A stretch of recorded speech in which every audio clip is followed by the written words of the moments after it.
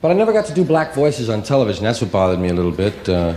You know, you can do your own group. Myron Cohen can do Jewish guys, and Pat Cooper can do Italians, and blacks can do blacks, and you can do your own group. But crossing over, it's not so good. You know, they want to hear it. They're afraid of letters.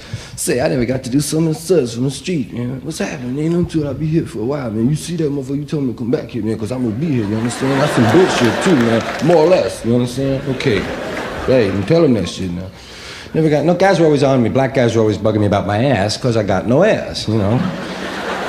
Kind of a straight line from the shoulder to the heels, and, black race has a more pronounced ass anyway, and you know, a regular. You've seen that in National Geographic. I noticed it in the service, man. It's true, man. It's just anthropologists will tell you that, you know, if you can wake them up at the party, man, and get their attention. It's true, but at any rate, I was always getting kidded about it because there are three kinds of asses, basically. I've numbered them 1, 2, and C. I was never very good at indexing, but the first one's the fat ass, which you all know. You can't miss it. Even in the winter in a tweed overcoat at the bus stop, you can say, hey, look at the guy in that tweed overcoat and the fat ass over the bus stop there. Then there's the regular ass, the everyday normal, garden variety, all-American, run-of-the-mill. You've seen one, you've seen them all ass, just regular ass. And then we have the unfortunates. My group, no ass at all. Just, you wear a fat wallet and 3 handkerchiefs, right? Man, you walk out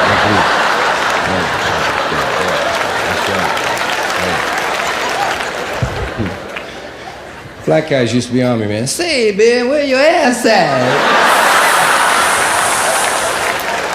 My man ain't got no ass, man. Shit, how you holding them pants up, man? Stud got no ass, man. Shit.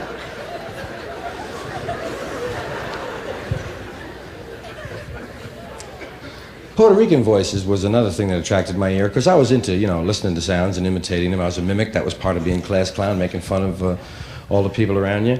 And did the priest, did the cops, of course. The cops in New York all had the same voice. I tell you that, you know, generation voice I was talking about. And they have set things that they say at certain times. If a guy has a heart attack in the street, okay, come on, the show's over. Let's go. Come on, man, the show's over.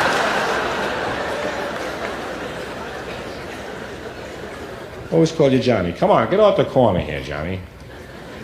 Never Bud or Mac. Come on, Johnny, let's go. Move along. Come on. For Christ's sakes, you're on the corner. Will you just get out the corner? Come on, Johnny. Even your mother. I'm his mother. Never mind, Johnny. Get out the corner here. For Christ's sakes, she's around the corner. Good guys. You never said pho. Good guys. When you get out the corner, good guys. Puerto Rican, on the other hand, they were speaking a different language. Puerto Ricans talk faster than any Spanish subgroup, I think. And it sounded like music to me, you know, it's just so pretty, really, like a flute solo, man, I love it. Even if I didn't know what they meant. And I would bend my ear to hear when I could. Loved it in the subway or a bus when there'd be 3 Puerto Rican conversations going on at the same time in different pitches and registers. I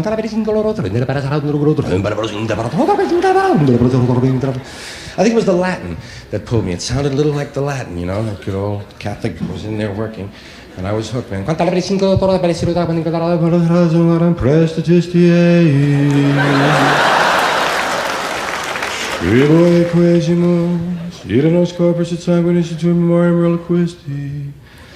Got a hypnotic effect, doesn't it?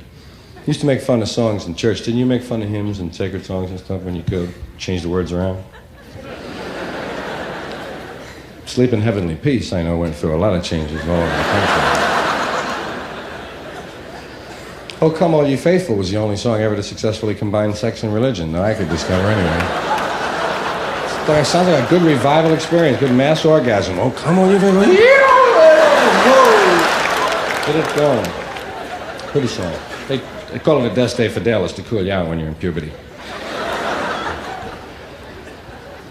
I used to listen to the Yankee games in Puerto Rican just to hear the tongue, because, I mean, who cared about the Yankees, really? We were a National League neighborhood. In Puerto Rican, who cared what the game was, right? It sounded so good. And you could follow it because you knew the ball players' names, and they'd give those. And if you can count to 3, you can follow baseball, 1, 2, 3. You got it, man. Dos y dos, that's the count, 2 and 2, and you're home free. And you can follow the emotion of the announcer, right?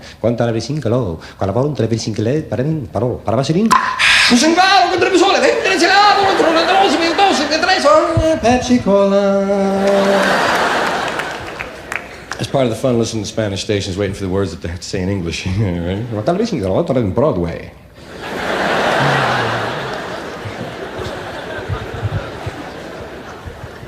Italian voices I never heard much in my neighborhood till I went to high school downtown, when you go to another neighborhood for high school. And Italian street guys, if these here were the Irish street guys, the Italian street guy was this guy here. Hey, Sfacin. Hey, why is this guy jerking me off here, huh? Who is this scumbag? This scumbag is jerking me off. Scumbag. They always made the distinction, too. Scumbag was a guy, douchebag was a girl, and they always made it. All right? Those who know will attest. Hey, this scumbag, last night he was out, he picked up 2 douchebags. He didn't call me up, man. 2 douchebags. They always adhered to that. I loved that kind of purism, man. Good street, earthy talk, man. Food was always involved in Italian slang, too, because Italians are into food and the oral situation. And, singing, sure, opera and eating, man, and kissing and all that, sure, man, it's all oral. And food shows up in their street lingo, like for money, a very important thing in any culture, right? Money is bananas. Bananas or clams. Hey, you got 3 clams. Hey, give me, you got half a banana. Get it. You change of a banana. 3 clams to get in. This guy had an arm like a fucking eggplant. Huh? Like an eggplant. Never heard many Jewish voices. Mostly came in contact with them as merchants. They were candy store owners in our neighborhood. We had 4 candy stores. And usually I heard the Jewish voices from over my shoulder as I was streaking out of the candy store with $20 worth of merchandise in my oversized Ike jacket. You fancy pants gangster! You always promise to put it in the poor box when you grow up. Everything I steal, I'm going to put it in the poor box when I grow up.